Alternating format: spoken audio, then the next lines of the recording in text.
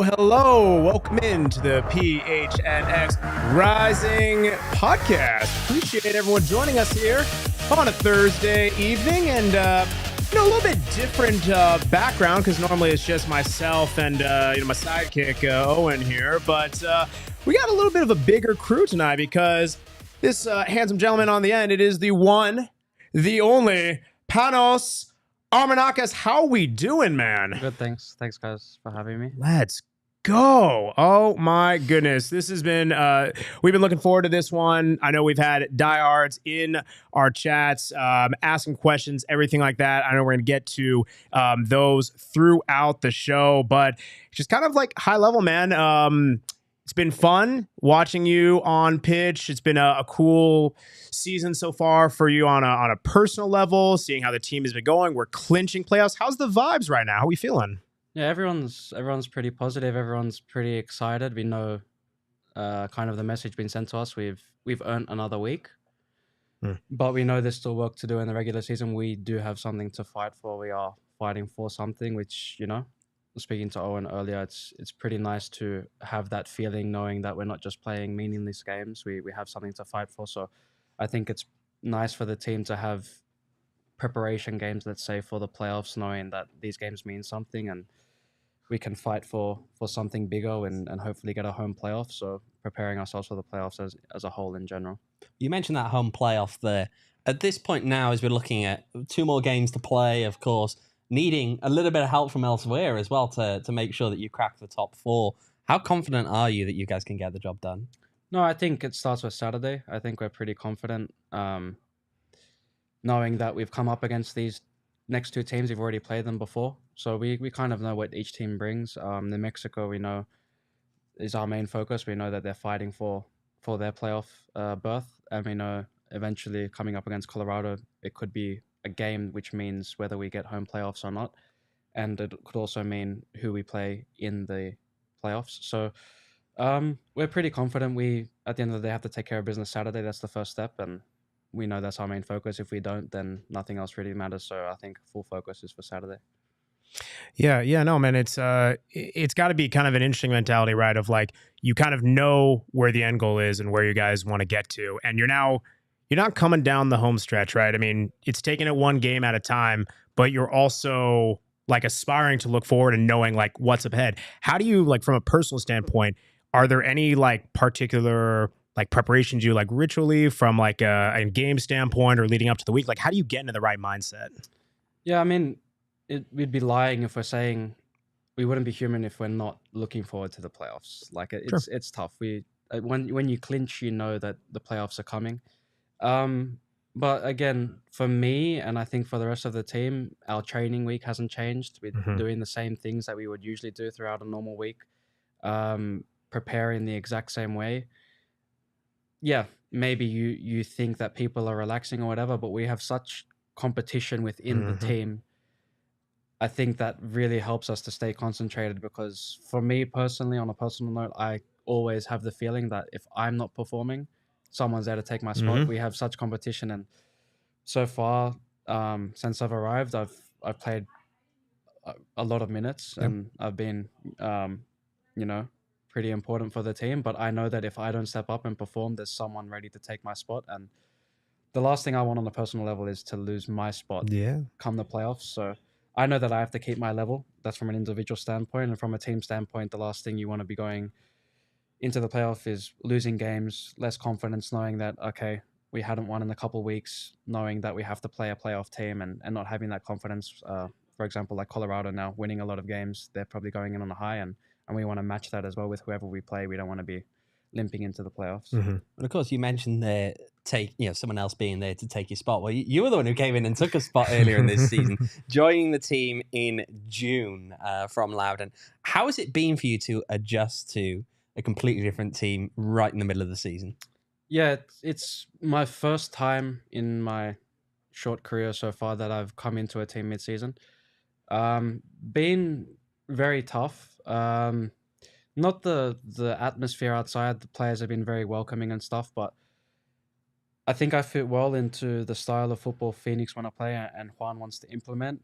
But it's been tough because completely different system, completely different tactics.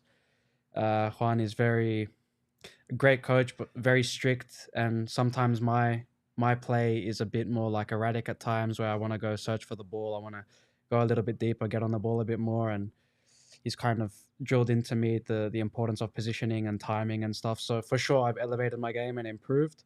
And there's still times now where I'm like, okay, this is what I have to do for the team, and sometimes my natural instincts I do some other things. So to be honest, I still feel like I'm still adjusting, which can be a positive and a negative because I feel like I have a lot more levels to go with my performance. And I think week in, week out, I'm getting more and more comfortable. And the confidence that you get from playing every week, constantly being in the starting 11, showing that, the club believe in me and that the coaching staff are happy with what I'm doing and the results are following, gives me more confidence to continue being the player that I am.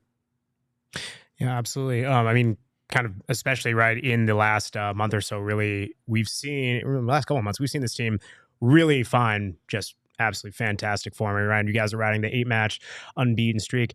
How much does that like pop in your guys' heads of like, hey, obviously you want to get wins, we want to get these points, keep it going, but like it's a cool testament to like a lot of the work that you've done, that the team has done. How much does that like resonate into what you guys are doing on a daily basis? Yeah, I mean, we know, I think the number, maybe I'm wrong, 21 new players this year. Yeah. It's pretty crazy. A lot, man.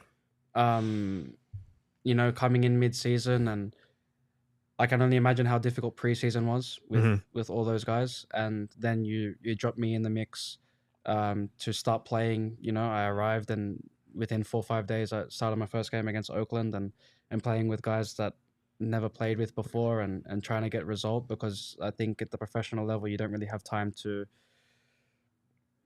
babysit or anything. It's either you perform or you're out. Yeah. So it was a little bit difficult on my end, but I think the guys coming in, especially the new guys, John has been amazing since he's come in from a leadership standpoint, and Darius, I think, has added a lot of quality to us, and even just the mentality and the atmosphere in the locker room. I think you see guys stepping up, and I think we have a team, a squad, not just an 11 that, one goes down and the other one can step on. We've seen that with injuries throughout the season or suspensions or whatever. We're versatile and we have the quality, and I think it's kind of like a next man up mentality. When you look at, obviously, a lot of those guys have had injuries at various points in the season, right? It's not been easy. I mean, you look now, you've got Gabby who's out injured at the minute. For some of those guys who are out injured, what is it that they're doing in that environment as part of the team at the moment? Are they still kind of, they're talking to you guys a lot during training days and on match days? Yeah, I mean, obviously their schedule varies depending on what treatment and stuff they need to be getting, but they're always involved, and I think Juan and the staff do a great job of making them feel important and making them still feel a part of the team. A couple of weeks ago, we had Tulsa away. Darnell had traveled with us after being injured. The guys that are not dressing or that are suspended or injured are always involved in the locker room. To be honest, those are the guys that are kind of getting us through these moments, because they're the ones giving the motivation, giving the speeches, giving stuff like that to feel involved. And the guys that are playing, we definitely appreciate that, because we need everyone. And that's kind of the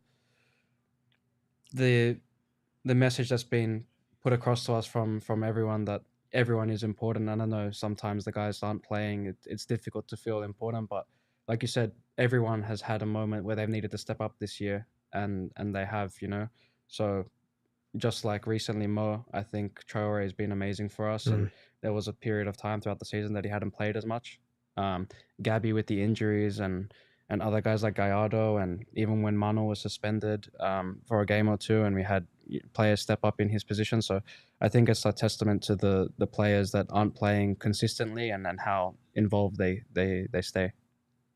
Yeah, absolutely. I do want to shout out our chat as well, Jacob. If you can, they're mostly talking about Iowa. yeah, at the I know moment. this I chat don't know just evolves why. into all different Why? types of things. But I see Bindo's Bluebird. We want the cup. We want the cup. Ole, ole, ole. Let's go. Seeing Thomas a little bit higher up. He wants to say keep adjusting for a few more seasons. Become a club legend there. Love that. And it's going a little bit further up as well. Yeah, we're just people are getting after it already for Saturday, man. I mean, there's yeah. No, it's cool to see. Always love the support, and I think it's cool to have support from your teammates as well. Right, you mentioned John, you mentioned Darius being like really like good locker room pieces. Anyone like in particular that you could note that like either like took you under the wing or was like, hey, this is what this club is all about, and especially knowing you mentioned there's been a lot of turnover at this club in the last since last season. I wouldn't say anyone has been more important than the other, but Sure. to understand the meaning and what it means to be a Phoenix Rising player and a part of this club, it's pretty. I think for everyone, it's been Darnell. I think Darnell King has.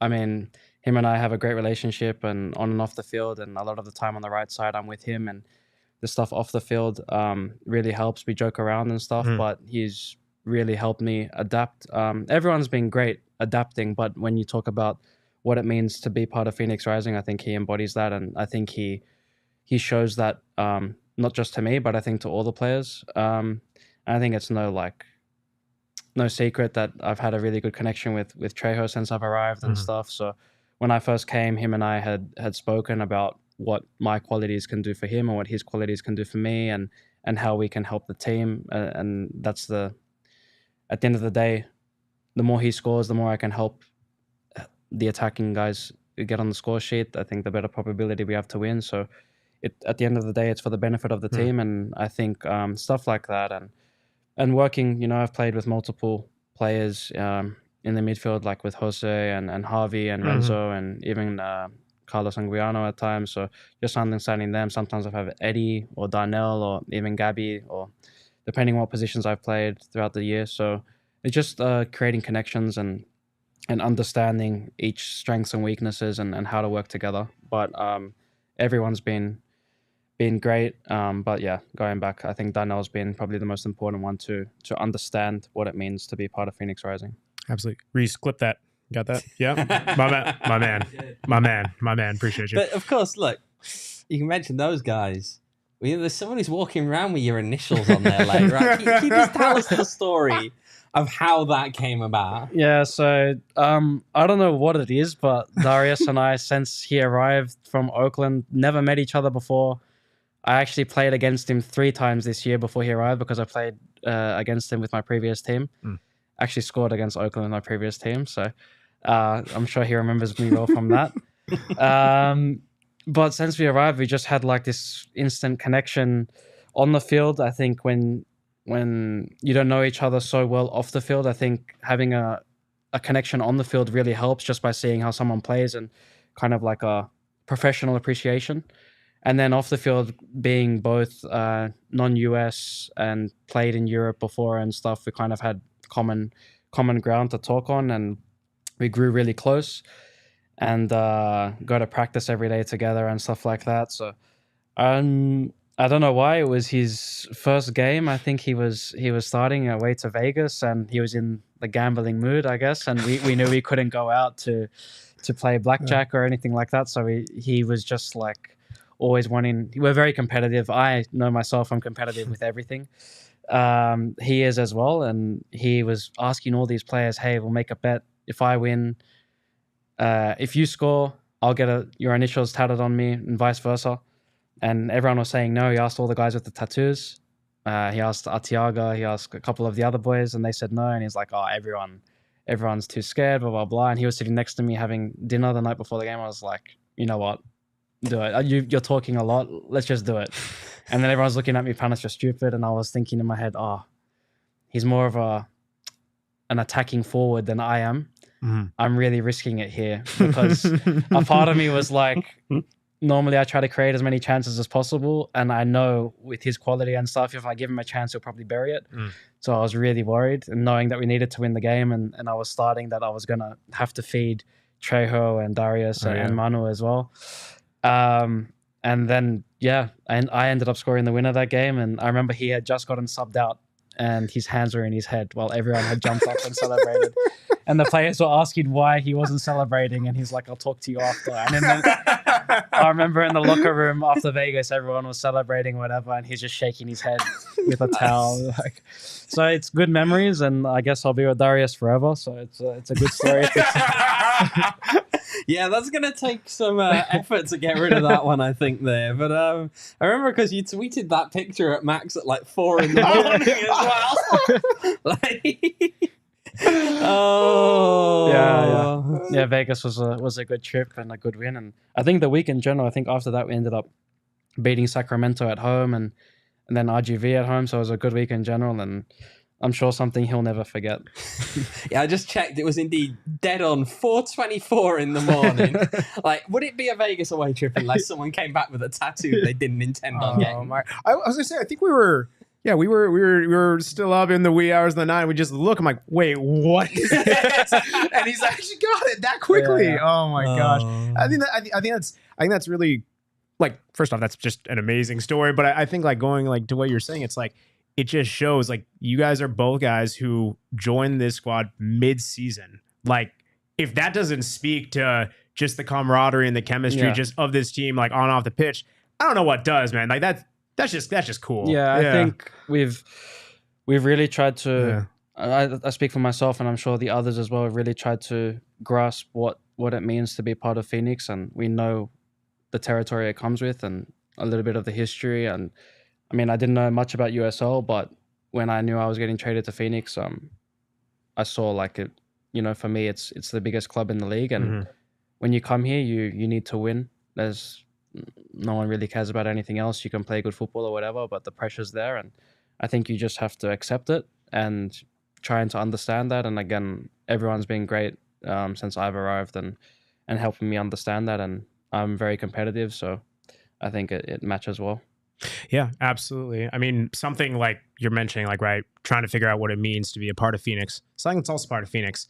Circle K. Circle K is just absolutely embedded into the culture and everything of, you know, Phoenix, Arizona, everything like that. We love Circle K. Phoenix Rising. Love Circle K. That's a little mutual partner there. Hey. Yes, easy right there being like, yeah, I got you. Circle K. Love them. Guys, they have a new Inner Circle program. For those of you who don't know, I've only been saying it every single show. Super easy. If you like free stuff, I like free stuff. Owen, you like free stuff? Yeah, I like free stuff. Panos, you like free stuff? Everyone loves free stuff. Of course, my man. Exactly. Producer Jacob likes free stuff. He's nodding his head. He might say something. Please don't get him started. Oh, man, I'm already there, man. He's going to list everybody in the room, everybody in the office. Like, do people like free? Max, just get on with it. Yeah. No, download Circle K and check out the Inner Circle program. It's super easy. When you download the app, you can opt in for your Inner Circle program just by entering in your phone number. Super easy. First 5 fill-ups, 25 cents off a gallon. First 5 Polar Pops, free there too. And then every 6 hot item, your pizza, all that stuff, also free. Check out Circle K and their Inner Circle program. Love them. Shout out Circle K. Actually, just restocked all the snacks right there. Everyone was giving me a hard time in the office for weeks that there was no snacks, no chips, everything like that. Surprisingly limited selection that you brought in. But Listen, I'm doing what I can. There's more to come. There's steps to this. There's levels to this. You saw the new intro. There's levels to this. Come on now. But yeah, shout out Circle K. Also at Circle K, grab yourself a nice 4 Peaks. It's cold out. It's hot. Everything like that. It is getting a little bit cooler, but, you know, that just means... I wouldn't say it's cold out yet. It says cold. I say it's colder. It's getting colder. It's getting there, but you know, it means that it's pumpkin porter season. Oh, and you like a good pumpkin porter. Yep. They got the wows, the kilts. You guys also, you know, we're fans of the D-backs on this pod as well. You can get to the nice Rattle On Red Ale. Boom. Also a 4 Peaks staple. Check them out at 4 Peaks at 4 Peaks Pub and at 4 Peaks Brew on Instagram. Check out all the latest and greatest going on in Arizona's hometown brewery. Of course, you must be 21 years or older to enjoy responsibly. Reese is asking Offset if he can have one of those gummy worms. Yes, you may have a gummy worm. Yeah. Gummy worms from Circle K, yeah? Yes, gummy worms are from Circle K, not from Four Peaks. That was a weird transition from you. That'd be weird. Let's ask me a question. Let's move on a little bit here now. We're going to go back in time, right? Pre-rising. Whoa. Now, We have which that also technology? means producer Jacob, we got a headline, haven't we? We got a headline somewhere, have we? Is it ready? Hang on, it just disappeared on me. It's So just not disappeared. yet. Darn Yeah, producer apparently. Jacob. Oh, Producers get the these stuff, days. can Oh my like gosh. it's. Jake. Oh, Yeah. almost got. All right, well, let's have a look at the chat right now and see what we've got here now. Some anti-Dodgers love to put Anti-Dodgers it in there. put it Yeah, we mildly. love that. Thank you, Michael. Anything else there? Biggest team in the league? Drew? Oh, I mean, is that even a question? Drew? Come on. Yeah. Come on. Definitely. Oh, there no. we are. Oh, this one's getting the groan. He sees it on the screen. Now it's up for you guys as well. This one from the Sydney Morning Herald, 17 years ago. Yeah? Yeah. European soccer's hottest new star, and he's only 7. That was you, wasn't it, at the time? That was me. That I was think so. At the age of 7. I mean, I don't read the headlines, but apparently. Yeah, that's still your picture, by the way, on Google. Did you realize that? I didn't. Oh, and you did Yeah, him dirty that's on the picture that one, Google man. spits out for you. We actually found the original Oh my when we were God. digging around today. But yeah, you've always been a football guy, haven't you? Yeah. From a young age, ever since I could kind of walk, it's always been with the ball at my feet, and kind of between football and tennis. Loved tennis growing up, and I remember waking up Saturday mornings, and eventually I was playing tennis and football at the same time, and my mom said, "Okay, get ready." Dad said, "Get ready, 7 a.m. on a Saturday." School kid doesn't really want to wake up, and I said, "I'm too tired for tennis, but I'm okay to play football." So I kind of chose then, and yeah, it's kind of been love at first sight from there. And you grew up in Australia. Mhm. So were you never tempted by any of the other sports they've got? Like, there's plenty of them. Yeah, Australia for sure. Tempted, not really, to play professionally. I knew that's what I wanted to do from a young age, but yeah, growing up, I played loads of sports between cricket and rugby and swimming and stuff like that. But football has always been number one. But yeah, lunchtime was never really football. It was rugby every lunchtime and cricket and stuff. So played football kind of outside of school. How good a cricketer were you? I was pretty good. You were I- good? I'm Batsman, pretty bowler? batsman. That's I love being involved in the action and stuff. Couldn't think of anything worse being a catcher on the outside. So just wanted to be involved and always competitive and playing sports. I was gonna say, I'm like, you guys lost me on the cricket situation. I've watched a bit, but I don't really know what's going on. If I'm being honest. I gotta coach me up one day. Yeah. You speaking of coaching up, any who are somebody like your either football players, anyone like you looked up to as you were growing into the game that you're either watched or someone that you came across that inspired you? Yeah, young age, I fell in love with football because of Ronaldinho, and that's kind of where my Instagram or social media names come from. For me personally, and again, everyone will argue, for me, he's the best player that's ever played.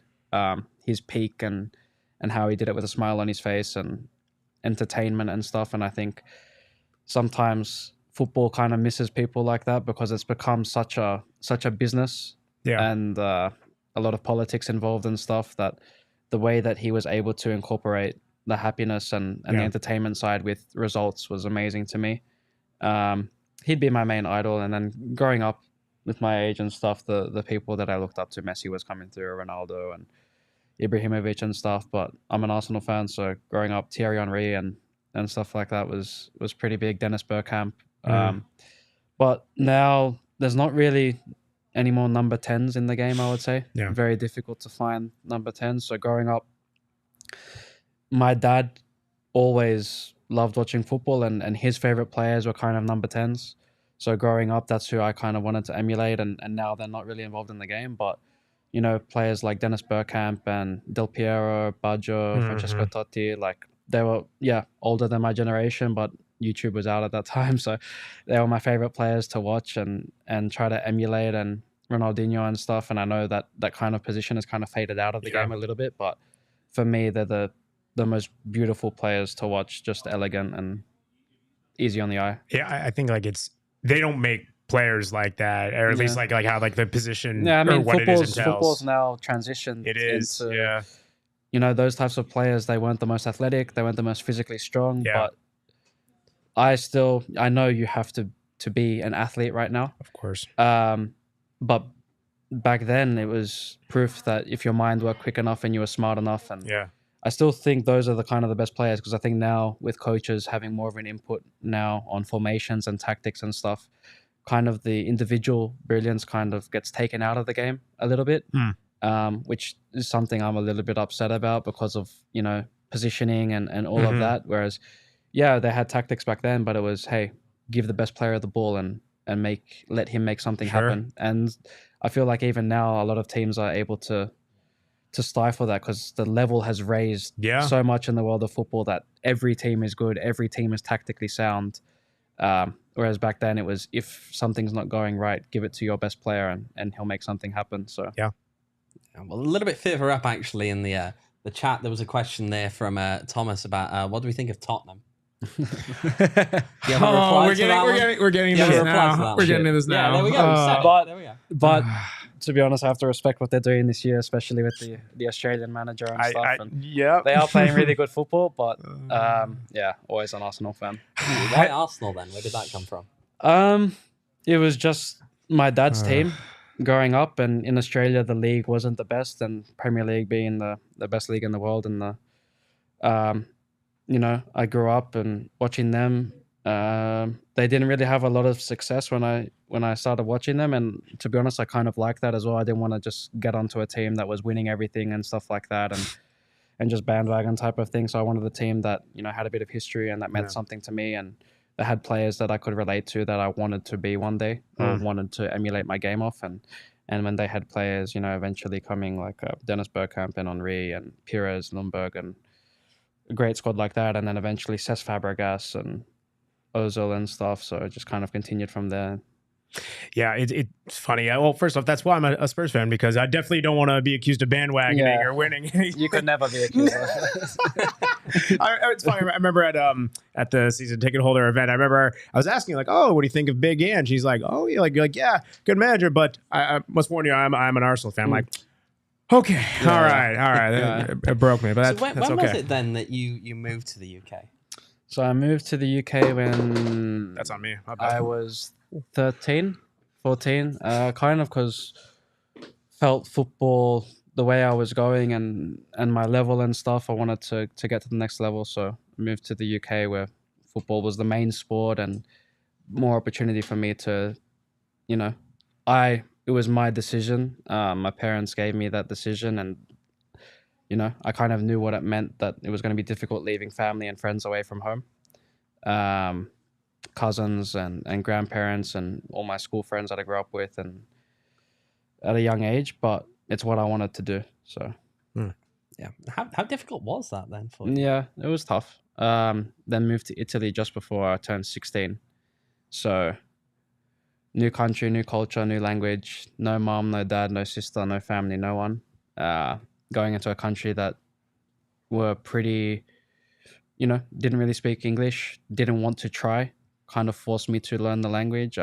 Learning to cook, clean for yourself at 16.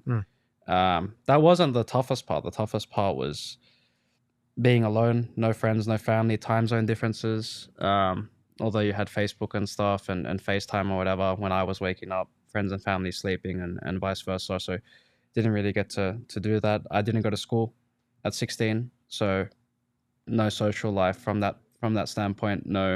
Couldn't, you know, I was training with the first team at 16, so my friends were 33 years old, 34 years old.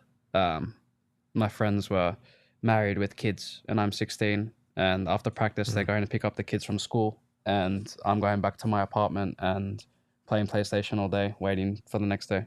So that was tough, but you mature and you grow up quickly, and you learn what it is to be a professional and what it comes with. It's not just the 2 hours on the field every day. And learning from players, you know, my first assistant coach in the first team was Dejan Stankovic, won the treble with Mourinho at Inter Milan, and amazing midfielder, and I was learning off players like Antonio Di Natale was there and playing my position, and Bruno Fernandes, who I'm still pretty close with now, and stuff. We speak regularly, and he's taught me a lot on what it is to be a pro. And yeah, when I thought I was going to crack it, and 17, and I'm on the bench in Serie A, and then they buy Rodrigo de Paul from Valencia, and now wins the World Cup with Argentina. So a lot of learning experiences and stuff, but you grow up quick, and you have to, or else you don't survive. Yeah, it's that's wild, man. I mean, it's the part of game, like, right, you see a lot of people coming through, and it's all about the glitz and the glamour, and they always talk about the highs and everything like that, but that's got to be especially just adapting to new countries, especially knowing that not everyone is guaranteed to make it at different levels. It's fascinating to see, and even like people carving out a professional career at any level, it's just you have to be willing to like be put in the grind every single day. Yeah, I mean, I definitely don't have the most difficult story or the most difficult upbringing. Everyone has their own story, and everyone goes through their ups and downs individually, and that's just my story. And yeah, there's certain things you regret or certain things that you wish you could have done better, but if you don't learn from it, then it's probably a waste of time. So you have to look at it and try to learn from everything, and sponge the good things and let go of the bad things. I mean, you look at just, again, the number of clubs you went around Europe playing for, never really kind of settling in anywhere for any length of time, never really getting a whole lot of playing time. How difficult is that, just bouncing around club to club? Yeah, it was tough. Like I said earlier, I'm pretty competitive and pretty impatient. And the clubs I were at in Europe were pretty big clubs and fighting for Europa League, Champions League. And when you're 18, 19 and you want to play first team football and you're part of Udinese, let's say, where I was, and you've got Di Natale in your position, and then the backup is Rodrigo de Paul, and was on the bench a few times actually when I was 17, 18, and thought I was going to get my opportunity. Coach got sacked 3 weeks later. New coach comes in. I'm walking on the field with Bruno actually, and in Italian the coach goes, "How old are you?" And I said 17. He's like, "Okay, so you can go back with the reserves, right?" And I said, "Yeah." And that frustration of him not even being able to see what I can do on the field, just him looking at an age where, like I said, coaches don't have time anymore. So at that level, I'm not sure what it's like here in the US, but in Europe, he didn't have time to give a young player an opportunity. He had time to play the more experienced players that he knew were going to give them a certain performance week in, week out. And my performances could have been great one week and really bad the next, and that could have cost him his job. And he wasn't willing to put his job on the line for me. And then that kind of spiraled into then, I had quality. So I had some options with teams to sign with, and I signed with Panathinaikos, and that didn't work as planned, and then I went to Belgium, and again, I played quite a few games, did well there, got offered a new 3-year contract actually, on holiday in Dubai with a couple of friends, and get a call from the coach, "Hey, I've just been sacked." Director then calls me, "Look, new coach doesn't want you." I had put a deposit down on an apartment, all of that. So from a 3-year deal, played well in Belgium First Division, playing against teams like Anderlecht and Club Brugge and big clubs like that, and started a few games and performed well, scored a couple goals. 3-year deal, happy, on holiday in Dubai, preseason starting 2 weeks later, and get a call from the coach, "Hey, I've been sacked." Director calls me the next day, "Hey, we've now signed this new coach. He doesn't see you fitting a part of the team." So football changes really quickly like that, and can't feel sorry for yourself. You just have to move on and adapt, and that's the way it is. It's a business at the end of the day, and we only have a short career. We are lucky if you can have a 15, 20-year career, and it goes like that. So, of course, you tweeted when you were with Loudoun about how you were enjoying football again. Just how much of a difference has it been for you since leaving Europe behind and coming over to the States? Yeah, I mean, just consistent playing time is what I've been looking for, and that's kind of why I came to the US, and hoping. I know I had to earn my spot with whatever team I was going to go to, and hasn't been easy, but when I'm playing, I'm happy. And I think that goes for every player and stuff. And of course, there's going to be moments in your career that you're not playing and you're going to get less game time and stuff. But it's about staying level-headed. And I've learned, you know, when you're high and when you're good, to stay in the middle, and when you're going through a bad moment and you're not doing so well, you keep the same. Nothing has to change. You can't be too high and you can't get too low. You just have to have a balance throughout and not read the headlines when you're on fire, and also not read the reports or hear the outside noise when you're not playing too well and you get the criticism. You just have to get on with it.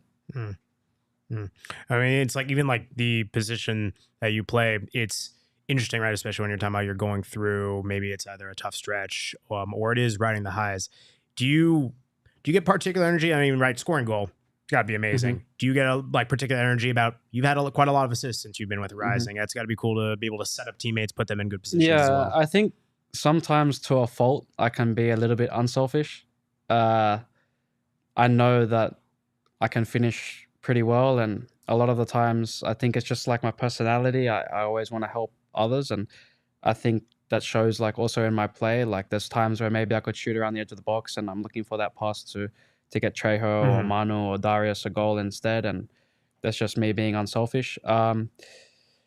Yeah, for me it's just winning. I like to win. Yeah. And I think now football has become, and I understand why, a lot about statistics.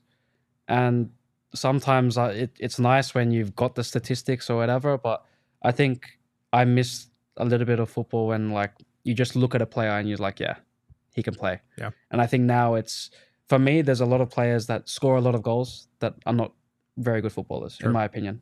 And that's just how I see it. And there's a lot of guys that have a lot of assists. And I think you need to watch the whole game, or you need to watch a multitude of games to have a look at.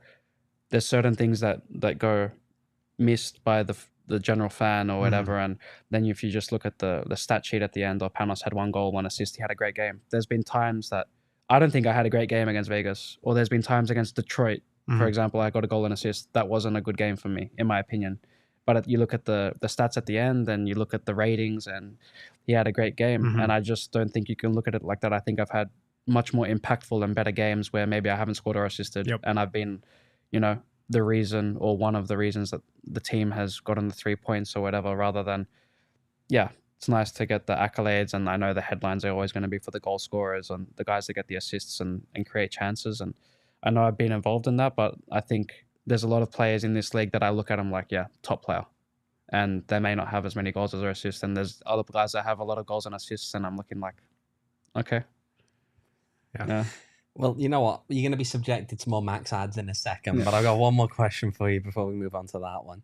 I've got to ask, why Loudoun? Why did you go to Loudoun? A lot of people have asked me that question, and I still ask myself that same question. To be honest, with all honesty, it was the way they pitched it to me. When I was overseas in Europe, I had some other offers as well. And the way they pitched it to me was that you will be getting your opportunity with DC United. And I had some other offers from the USL, and I was saying no because my preference was to stay in Europe at the time. And there were some good teams in the USL that had offered me, and 3-4 of them. And I took a massive risk in theory. I know like Loudoun wasn't known to be a team that was fighting for the league in general or anything like that. But my mentality was prove to everyone that you can be the best player or one of the best players in this league quickly, show it in preseason, get the opportunity, and back yourself to crack it. And never got that opportunity, which they kind of pitched. So happy to be here. At least you're in Phoenix now. Yes, very, very happy to be here. Yes. Silently in the chat, damn Loudoun catching strays. No, it happens. It happens, all part of the journey. OGs can be part of your journey there. See what I mean? See what I mean? If you guys, I'm just cringing now at this guy. It's kind of part of the role, man. If you haven't had OG 3 times a week, if you haven't had OG's brands, check them out. They have all the amazing, delicious flavors for those. If you were looking to get into that spectrum, into that sphere of the game, the fruits, the creams. If you guys are dabbling in the sativas, the indicas, the minis, all of that fun stuff, check out OG's brands. Absolutely love them. A lot of people in PHNX, big fans of them as well. Check them out at ogsbrands.com. Find them at a dispensary near you. Check them out on all the socials at OG's Brands. Must be 21 years or older to enjoy responsibly. You can also check out our friends at Valley Tap Room in 202 and Gilbert. For those of you on the east side, I've been doing some fun watch parties there, a little trivia, everything like that.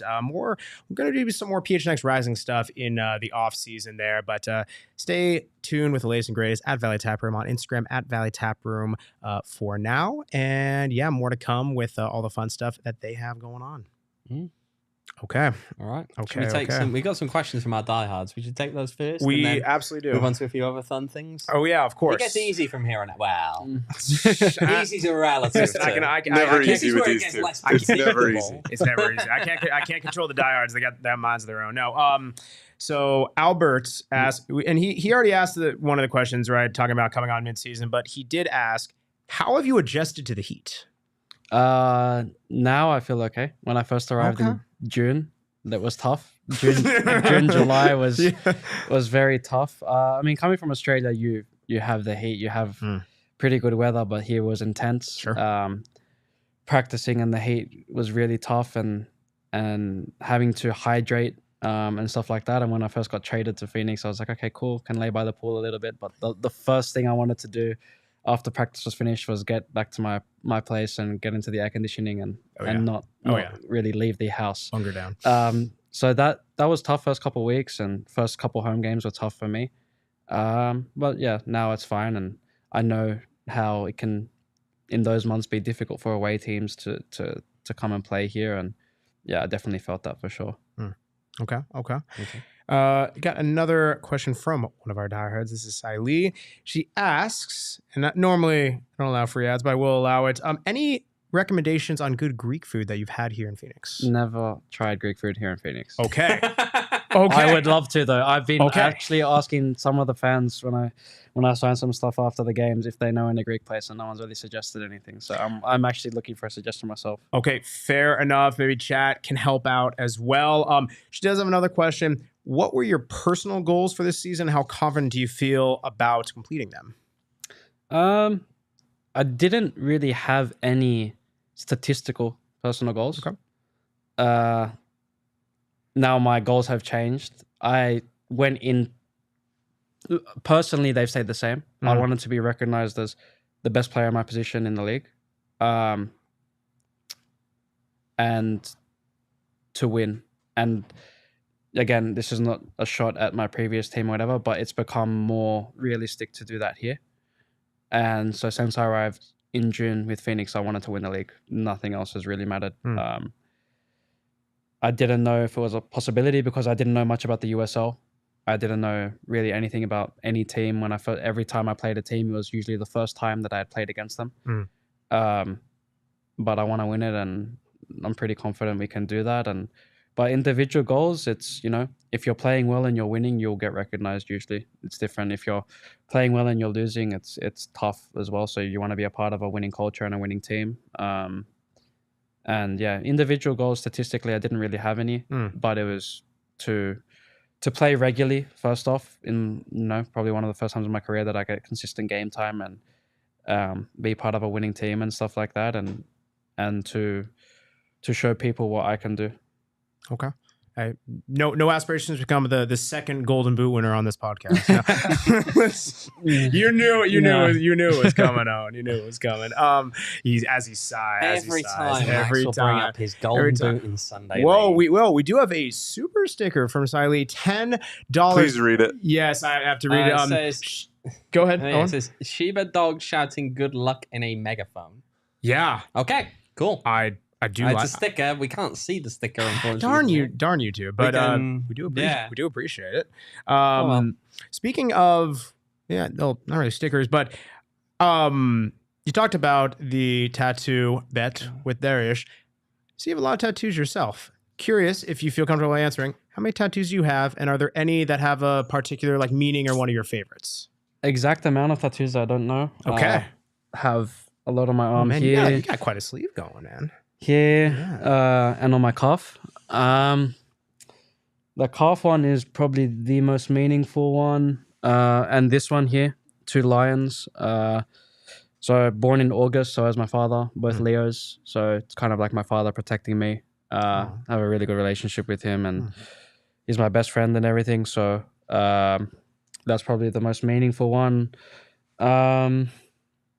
With that one, and then number 10 I have here, and my position and stuff like that, and a lot of them mean something. Couple of just like nice designs or whatever like that, but this is probably the most meaningful one. Yeah, man, that's really cool. It's like super detailed. Did that hurt a lot? Not really. Yeah, it was like 7-8 hours. Oh my word! Did it in one go. So nice. Towards the end a little bit with the fading and stuff. Yeah, but yeah. Nice. Okay, and then you play. You mentioned PlayStation. You FIFA it up? A little bit. Well, I guess we're not calling it. It's not FIFA anymore, right? FC. It's AFC. Yeah. Okay. You'd be surprised. My go-to game is Madden. So. Really? Okay. Yeah, you're an Eagles fan, aren't you? Big NFL fan. Big NFL fan. It's been the last 6-7 years. So I would wake up in Europe and 2 a.m. and red zone it, and all Sunday night and Monday morning, and it was nice because usually the games I would play in Europe were Sunday, so Monday would be like a day off. I can sleep in and stuff, watch the game. So yeah, nice. Yeah, you're an Eagles fan, aren't you? Why are you picking Philly teams? So it's also in basketball, and the reason for Philly is that I have a mental coach that I work with. He's Greek Australian, lives in Philly, and went to go visit him in 2017. And stayed with him over Christmas. And he's also the mental coach for US women's national team player Carly Lloyd. So Carly and I, she took me to my first ever basketball game, which was Philly versus Toronto, courtside. Wow. And grew up watching the Rocky Balboa movies. Love the fans in Philly, love that they put pressure on the players and die hard and everything. And when I started getting into NFL, Philly weren't a great team. The Eagles weren't a great team, and I wanted a team that I knew, like with the draft system and stuff, that eventually you have the opportunity to become good. And yeah, from there I've just been regarding US sports. It's always been Philadelphia, and kind of fell in love with basketball because of Allen Iverson and his whole vibe and the tattoos and the cornrows and how he played and how he kind of, in my opinion, changed the game a little bit. So just like that whole Philly vibe, and yeah, it's a Philly thing. It's man. We do have I don't know if you're aware. We do have a sister network in Philly, PHLY. They have they actually have a Union podcast and everything. Man, that's Union, that's Eagles, everything. That's a good plug for them. Shoot. Yeah. You advertising over. I'm just saying that's something. I mean, they'd appreciate a clip like that. Yeah. All right, but here you go. Who's going to win the Super Bowl this year? Eagles. You think they're going to win it? We're getting a shake of the head from one of our colleagues sitting over there. Bills fan. Poor thing. Yeah, I have a lot of confidence 4-0 at the moment. So AFC is definitely stronger. I think NFC is probably the 49ers probably get in the way. Is the only thing, but I believe in Jalen Hurts and the team we have. So I'm hoping anyway. It was close last year, but again, can appreciate amazing players in the NFL as well, like Mahomes and stuff. So you have to understand it would be difficult. So just hoping to get to the Super Bowl, and then it's a one-off game, I guess. Yeah.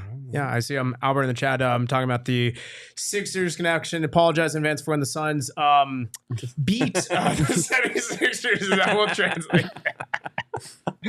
Oh gosh, we did have a couple of chat. things further up in the chat. Yeah. People were asking about this. Obviously, there's a couple of World Cups on now or coming up shortly. Rugby World Cup. What do you think? Yeah, Knowing how Australia have done in that. Yeah, not too well. I mean, as a rugby First Nation, it's pretty disappointing, but you expect them to do well, but you always have to know South Africa is going to be a strong team, and New Zealand, the All Blacks and stuff, but yeah. Okay. And then Cricket World Cup coming up. How confident are you for Australia in that one? To be honest, I haven't really followed the cricket that much, so I'm hoping Australia, but honestly, I don't really know. Okay. Okay. If we're asking about World Cups, the 2030 World Cup, the plan for that one with the first couple games in South America, and then going to what is it, across the pond to Europe? What are our Spain, Portugal, Morocco, isn't it? Yeah, logistically super. Just that's something. What do we think about that? Yeah, I think FIFA's getting bored. Probably. I think they're just, I don't know what they're trying to do. Yeah, I think man, they just don't really think for the players. Also for the fans, you can imagine fans trying to locate playing one country, and it's not like Europe where everything's kind of close by. You could be playing in Argentina one game and then Morocco the next. It doesn't really make sense. So it sounds like an Onion article. All right, question from Devin: Vegemite, yes or no? Ooh. Lightly spread. Lightly spread. Okay. Yeah. Okay. Jacob, we can actually scroll up a little bit further. You're actually not the first Edward's chat up there. Aussie we've had on there. Really? But you're not. No. Keep going. No, our Suns pod used to have. Oh God, why am I blanking on the name? What? Suns pod. Oh, Jock Lindell. Yeah. Oh, okay. He used to come on quite a bit, but yeah, I remember they did a tasting of various Australian foods once on the pod. Here's a question for you, actually, though. If you got a phone call tomorrow from the Greek manager and the Aussie manager, who are you playing for? Ooh. You've played for both at youth level, haven't you? Yes. It's a tough one. I grew up my whole life in Australia. But I feel very Greek with my background and, the food I eat, the music I listen to, my grandparents having played in Greece. It's a tough one. I feel both. I played for Australia more. Maybe Australia because of living there. Never really lived in Greece other than when I played there professionally. But I feel both. It would be definitely a tough decision if that opportunity came. Yeah. Okay. This isn't really a question. I think it just was like this warmed my heart. Edward in the chat, Panos, you're one of my 5-year-old son Ben's favorite players. Tries to do the double shuffle you do and calls it the Panos. That's freaking adorable, man. Yeah, it's pretty cool to see stuff like that. Oh man. Owen, is there anything that we're missing? I know we've had a lot of questions from diehards and everything like that. We've asked a couple of our own. We have. I think we've mostly run through everything there. Okay. Panos, do you have any questions for us? No. You can ask us questions. No. Okay. No. Okay. Anything you'd like to say to the people, to the chat, to anyone who's looking, who maybe hasn't been to a Rising game or anything like that, or is looking to come out? Like, what do you guys say to people? He's being told to sell the shit. I am hearing something. Yes. No, just that. Again, not from just me, but definitely from the team. We really appreciate all the support that you guys give us, and we want that, coming into the playoffs, and we really feel the atmosphere that you guys bring every home game, and we're just trying to make you guys proud, and hopefully we can win the whole thing this year, and we're pretty confident we can do that, but we need everyone. So absolutely. All of that. There we go. Mikey in the chat. Yes, no, Mikey. We know you had questions in Discord, but we're not going to. I'm not reading all of them from you. How many questions did he ask? He asked ones that I will not be asking. Well, you go through, read it. Tell people about the Discord while I check these out. Yeah. No, I do want to shout out. There were many diehards right who were contributing questions, everything like that. And yes, there are already people in the chat who are looking to buy the shirt that you are rocking. So shout out the diehards in the chat supporting Phoenix Rising, for supporting us here at PHNX. You guys want to become a diehard? It's pretty cool. You got shirts that Owen's wearing, shirts that I'm wearing, everything like that. Shout out the diehards in the chat. Again, you want to check them out, go to phnxlocker.com. Really cool thing. Got memberships, everything like that. You get discounts on events, discounts on merch, everything like that. And you get access to the Discord where you get to ask these first questions to Panos himself. Again, appreciate everyone in the chat. Maven's Keep, we want to shout you out. Super chat, $10. Thank you for being here. That's incredibly kind of you. Yeah. Man, oh man. Yeah, we're not asking that question. I think at this point the chat is now devolving into chaos. You ask him that when yourself on Saturday after the game. If you can yeah. I think at this point it's devolving into chaos. So we should probably get out of here. Yeah. But yeah, no, Panos on the rail. Thank you so much for coming through, man. This has been really fun. I know, like I said, the chat said it themselves. People have it's really cool to see someone who's been embraced by the Phoenix Rising community, in general, but just. Again, you came on mid-season, man. That's really cool. So shout out to you, man. Thank you for coming on the pod. Appreciate everyone joining us in the PHNX Rising podcast. You guys already know where to follow us on Twitter at PHNX __Raz, because double the underscore. Double the fun. Double the fun. You can follow me on Twitter at Max David Simpson. You can follow Owen on Twitter at OJ Evans 18. You can follow Panos on Twitter at Panaldino10, PANALDINHO10. I keep trying to type Panos. Yes, I know. I'm trying to type in, and it keeps coming up with a fan account. It does, but hey, Yeah. he mentioned it. He mentioned his inspiration. That 100%, man. But yeah, man, it's been cool. Appreciate everyone again. Check us out. You already know, post match Saturday, we're breaking down Rising's match against New Mexico. Of course, check out our pregame show on Arizona's Family Sports. It's a beautiful game. Way more beautiful. Would be more beautiful if Panos chose Spurs instead of Arsenal, but that's okay. Here we go. Good night, everyone. We all silly like the mayor.